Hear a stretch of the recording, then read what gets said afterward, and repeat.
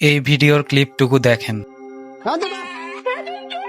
কিরে হ্যাঁ তোর কি কইলো এই হাঙ্গির পুতেরা, তোরা যেভাবে কুকুর ডারে মারলি, আচ্ছা তোরা কি আল্লাহ সৃষ্টি না? এই কুকুরটা কি আল্লাহ সৃষ্টি না? কোন জায়গায় লেখা আছে যে কুকুরকে লাথি মারার কথা? খাবার তো দিবি না কুকুরকে লাথি মারে টাকাও কামাই করলি তোরা। কিসের কাতারে পড়িস তোরা জানি না, কিন্তু তোদের যে ফ্যান ফলোয়ার গুলা আছে হয়তোবা আমাকে গালি দেবে, কিন্তু যাদের মনে একটু হলেও দয়া মায়া আছে তারাই বুঝতে পারবে যে তোরা অপরাধ করেছিস ওই ভিডিওতে। মূল কথা হলো, যারা আমার এই ভিডিওটা দেখতেছেন তারা গায়ে পড়ে নিবেন না, যদিও হেটার্স থাকবেই প্রতিটি ভিডিওতে। তবে হ্যাঁ, কথাই আছে, উচিত কথা বললে বন্ধু বেজার। কুকুরটা তো সুন্দরভাবে শুয়েছিল বা বসেছিল, কেন তাকে লাথি মারতে হবে? তোর কি কোনো ক্ষতি করেছিল? চাইলে তো ওখান থেকে খাবারও দিতে পারতিস। তোরা এত বড় সেলিব্রিটি, 1 মিলিয়নের খাস বান্দা তোরা। তবে আপনাদেরকে বলবো, যারা ভিডিও দেখেন আমার, অবশ্যই এরকম স্ট্রিট ডগদের খাবার দেবেন। আমি আগেও বলছি 5 টাকার হলেও খাবার দেবেন, কারণ তারা তো খাবার পায় না, তাদেরও তো পেট আছে। আর যদি খাবার